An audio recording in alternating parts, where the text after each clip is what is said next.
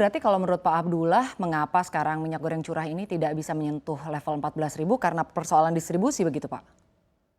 Salah satunya itu, termasuk pasokannya yang tadi saya sebutkan, harusnya satu pasar itu satu minggu bisa dikirim 5 truk gitu ya, atau 12 ton kali 5, tiap masing-masing dikirimkan sekitar 12 ton.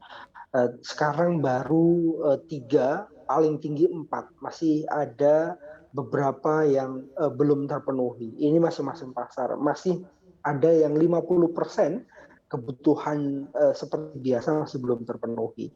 Nah, ini beberapa catatan kami, ada 2 faktor itu. Yang pertama adalah distribusi, yang kedua adalah pemenuhan pasokan. Kalau pemenuhan pasokan artinya barang itu melimpah di pasar, secara otomatis kami punya keyakinan bahwa pelan-pelan harga ini akan menurun. Tetapi kalau distribusinya terhambat, artinya kalau 5 tangki itu bisa terpenuhi dalam satu minggu, tapi ternyata tidak terpenuhi, hanya 2 atau 3, otomatis harganya akan bertahan tinggi karena pasokannya tidak maksimal. Jadi 2 faktor itu. Faktor pertama adalah pasokan, faktor kedua adalah distribusi.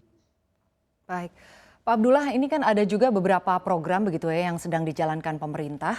Salah satunya ialah Sistem Teknologi Digital Informasi Minyak Goreng atau SIMIRAH. Ini berbasis aplikasi begitu. Lalu bagaimana kesiapan teknis dari distribusi Migor melalui aplikasi ini? Sebenarnya kami bukan pesimis ya, tetapi perlu kami jelaskan bahwa pengguna minyak goreng curah itu adalah masyarakat menengah ke bawah. Masyarakat menengah ke bawah itu rata-rata adalah masyarakat yang tidak aware terhadap teknologi. Tetapi apapun itu, kami mengapresiasi dan mendorong agar pelaksanaan sosialisasi SIMIRAH ini bisa dilakukan secara baik, tanpa ribet, karena banyak asumsi-asumsi dalam diskusi-diskusi pedagang pasar ya. Oh, ini harus ngajuin KTP biar KTP-nya bisa dipakai untuk apa namanya, politik dan seterusnya. Ini asumsi-asumsi dan diskusi-diskusi yang ada di warung pasar ya.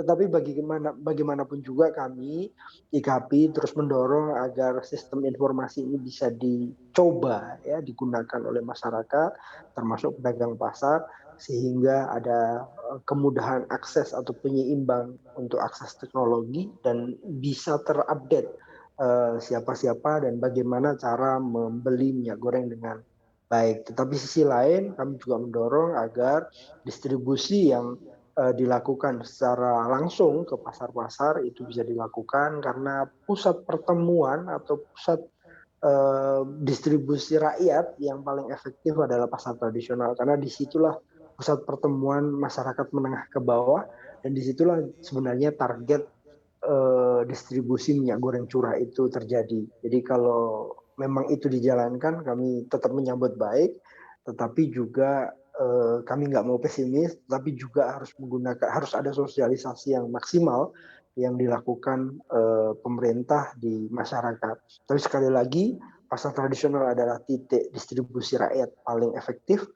Jadi pengadaan di pasar tradisional itu harus dimaksimalkan jauh sebelum SIMIRAS ini, dan itu juga terus akan digunakan seiring sejalan dengan sistem informasi atau sistem digitalisasi yang dilakukan oleh pemerintah untuk minyak goreng curah.